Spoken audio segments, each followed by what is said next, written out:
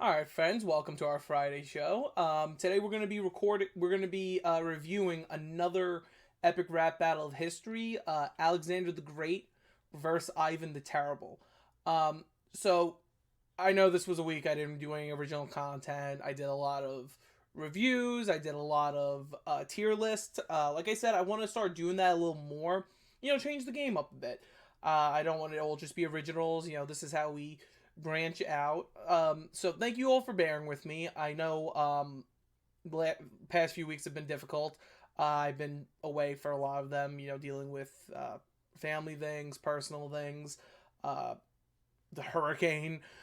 So I really appreciate you all being here. But since it's Friday and, it's my first week back, I thought we'd take it easy. And we're going to do a little, epic rap battles of history, Alexander the Great versus Ivan the Terrible.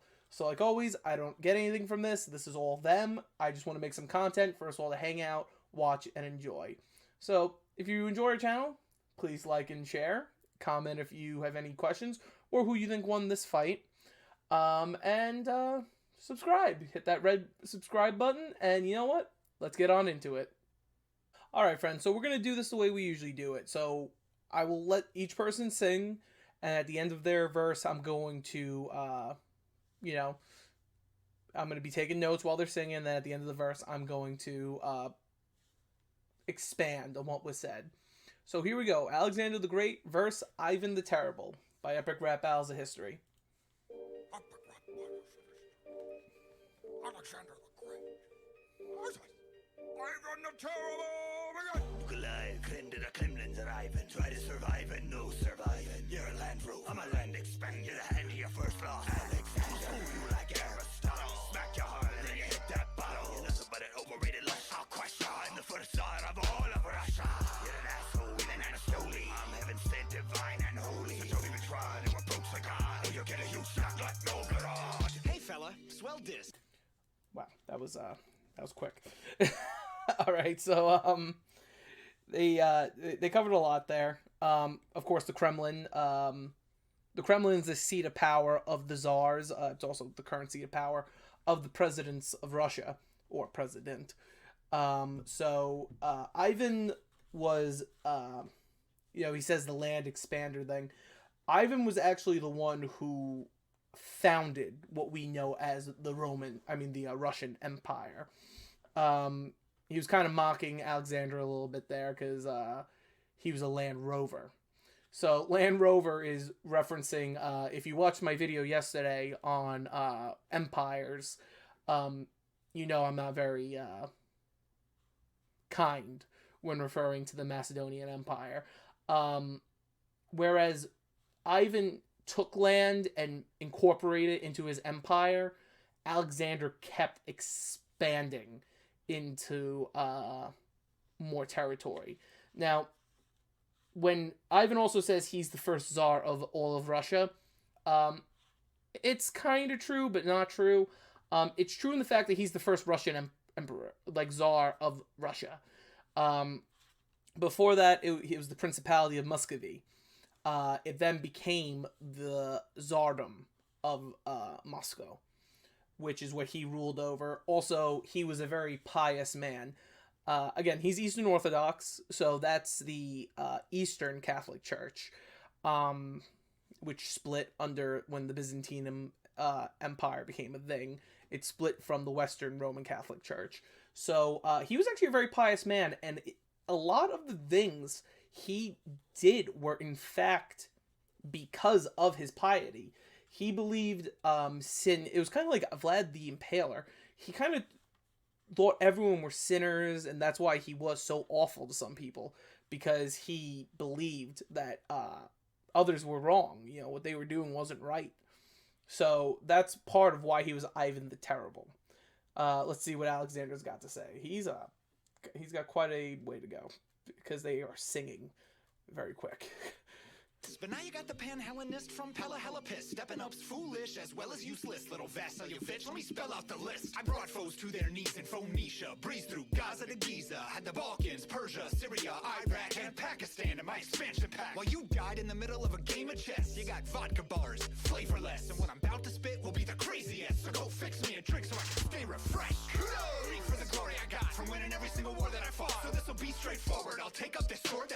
then slice you in half like the Gordian knot. And I'll soar to the top, like the eagle whose feather I was formed, and the helmet that I wore as I swatted my many enemies, shattered them like a porcelain pot, and they'd be praying for the torture to stop. But I would leave them contorted, and they'd be screaming and roaring until their vocal cords were torn up and shot. And I would howl abuse, Nephilim, hot from a horsey and draw. When I'm in a vanquish, I'm in a motive, you're not. Yeah, so there's a lot. I also forgot to mention, in Ivan's, he mentioned Aristotle, you know, the famous philosopher. Alexander the Great was actually tutored by Aristotle, so that's why he mentions him, but also it's believed that some things might have happened between him and Aristotle, because back then it was seen as more appropriate, which I don't think it really was. Some historians debate that, but the first thing, you know, he brings up is Hellenes. The Hellenes were Greece, so that's where he was from. And then it goes through his actual conquest, how he went from Persia to Egypt to Iraq, all the way to India. This was why I think they were away for like 12 years or something, the Macedonian army.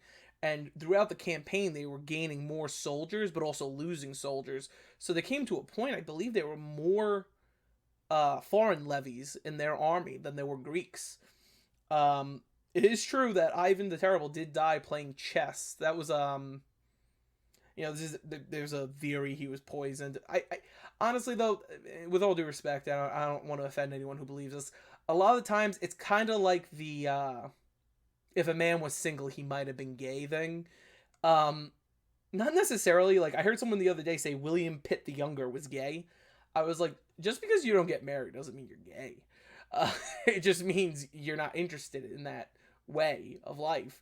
But yeah, I it's very hard to say if that's what killed him. He did die playing chess, however. There was a belief that Alexander's mother, you know, it mentions the gods and the soaring of the eagle. An eagle is one of the symbols of the Greek gods, as was this theory that Alexander's mother put into him, that he was actually the son of Zeus. That his father, Philip, was actually not his father, which was very offensive, because Philip was, I'm not going to say as good a king as him, but he was a very good warrior and leader. But again, I had a long week, so I'm trying to keep up with, what they're singing. Alright, let's get into Ivan's rebuttal. I don't stand a chance against your skills. Asrovia, a drink to your victory. Yes, I will. It seems no one can defeat me. I weep. It's all so easy. Ooh, what's wrong? I feel a bit queasy. Ah, you were poisoned. Oh, the pain is unbearable. My stomach's riddled with holes. So, yeah, it's strongly believed that he was poisoned. There's really no way to tell what actually killed Alexander the Great. It's kind of early. There's still a good, like, 4 minutes left. 3 minutes left.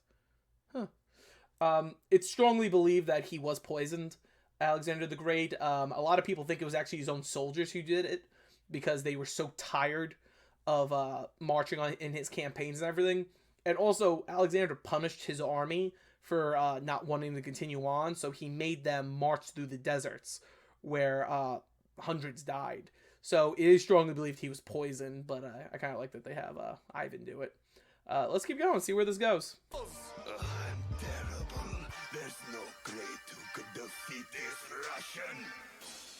What about a flute-busting Prussian?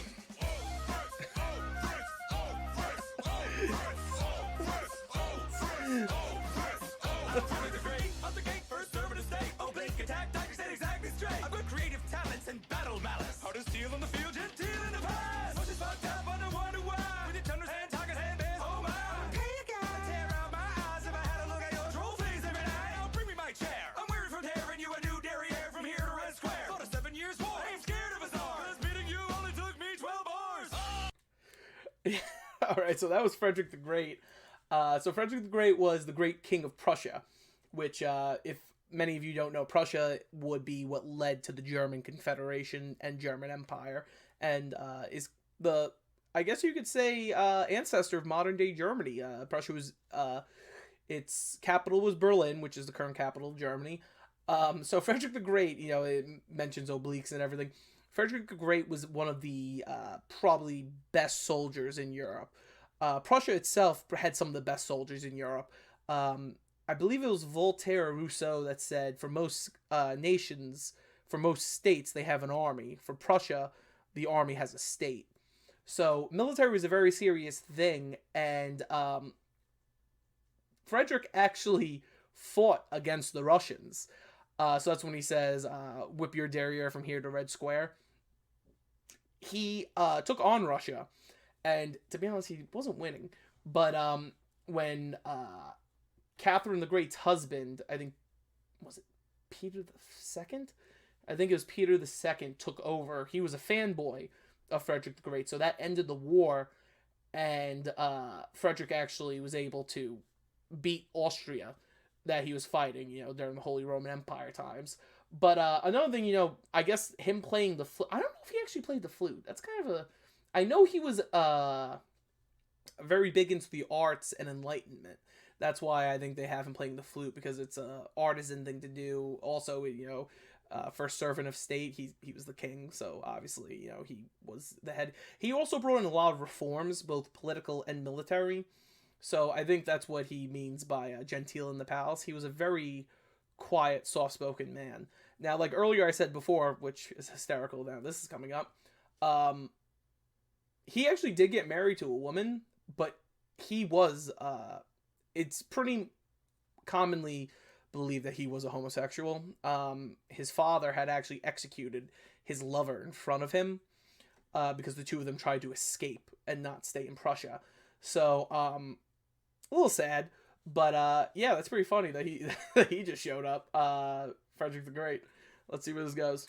Oh, what a humiliating defeat! I know when I am beat, so of course, take a seat. I keep ripping you to shreds, but I'll take a break instead and just rest my little head. Why don't you drop dead, Fred?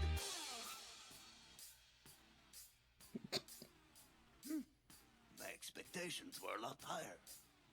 But at least I saved the rubles on the gut wire. So yeah, that did happen. Frederick did pass away. He simply just sat down, and that's how he died. He just, which is kind of poetic for a man who the majority of his life was fighting war. So he did peacefully pass away, and of course, Ivan, it's showing him going after all of these people the way he is. Ivan was notorious for assassinating his enemies. He was very paranoid. He thought there were enemies all around him. So this makes sense. He would do things like this, but I like how they mentioned rubles. Rubles is the currency of Russia. It still is to this day. So I think that's pretty funny. Let's see, I guess, who's next, because we still have time in this video, so I wonder who's next. It's another great day and another great victory, 'cause no great can beat me. What about me, Pompey?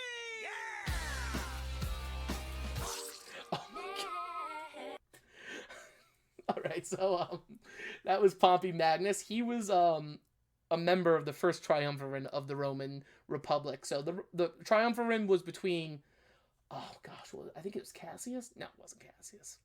It was Caesar, Pompey Magnus, and I forgot the third man. I know the third man was the richest man in Rome, but Pompey Magnus was known as Pompey the Great. He was the best general of the Roman Republic. He actually helped in getting rid of Sulla, the dictator of Rome before Caesar. He made an alliance with Caesar, but then when the alliance fell apart, that's when Caesar famously crossed the Rubicon into Rome with his legions, which no legion was permitted to do. Also, which I'm guessing this is Catherine the Great. She's giving off that vibe. Pompey fled to Egypt to get safe from, his enemies, Caesar and everything. And what happened was when he landed in Egypt, he was actually captured and decapitated. And there's a series called Rome on HBO. God, I really do peddle HBO on this series, this channel, don't I? But there's this scene where they present Caesar with Pompey's head, and Caesar gets furious because Pompey and Caesar were like best friends at one point. They were very close, And at the end of the day, Caesar didn't want to see any of these guys dead. From what we know, we can't really read a lot into his mind. We can take his diaries for granted. I said way back in my James Longstreet video in a comment, you can't trust autobiographies and diaries because they're always going to be skewed in a certain way. But Caesar was furious, and in the show, it actually he stares at Ptolemy, the boy king of Egypt, and he says he was a consul of Rome, and he's angry about this because one, he was his friend, and two, he believes it's an insult on Romans that a consul was killed in such a brutal manner. So it's kind of funny that he gets his head cut off again. But now I think we're on to... I'm guessing this is Catherine the Great. I don't want to make assumptions, because this could be Marie Louise, maybe, of Austria. But let's see. But she wasn't called the Great, I think. Catherine was called the Great. So let's see what we got going on. Macedonians, Prussians, and Romans, those unworthy opponents. It takes a Russian to take down a Russian. I'm a cat, you're a rodent. How you the hell I stay when the state of your head was such a crazy one? There's such sick shit going through your brain that you start to spike through your own son. You're on balance like I unbalance. The European powers with the wars I wage. The Russian Empire straight out the olden days and right into the golden age. I'm your boss, bitch. Say you just can't meddle with this whole battle's like Alaska, 'cause I settled it. Yeah, so that's a lot. She actually, she did debatably more for Russia than Peter the Great did. So she points out his insanity. So what happened to Ivan was, when he was young, he watched many people slaughtered in front of him. He was the heir to the Principality of Muscovy, which is Moscow, it's just a different way of saying Moscow. And over his life, he'd become slowly more paranoid, and he actually, and this is pretty ironic, his favorite wife's name was Anastasia Romanov, related to the Romanovs, who would succeed. She's actually a member, Catherine is a member of House Romanov, but his wife, Anastasia Romanov, was murdered. And it's not known if she was really murdered. It's highly agreed on that she was. But after her death, he became even more paranoid. That one day when he was, and she says this part too, one day when he was talking to his son, Ivan's son was Ivan as well, he killed him. He actually beat him to death. And, that just added things, grief and everything to it, because he was going insane.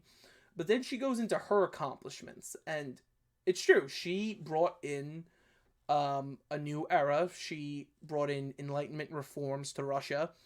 She didn't free the serfs like she wanted to, but she was able to make them a true 19th century, well, 18th century technically, 18th century European power. She was able to take on the Ottomans. She was able to do all these things. She was everything that he wasn't. She was a good leader. And yeah, she did settle Alaska. She was part of the imperialist era, and she settled Alaska. So that's let's see how she keeps going. What a beautiful queen to beat me in the battle.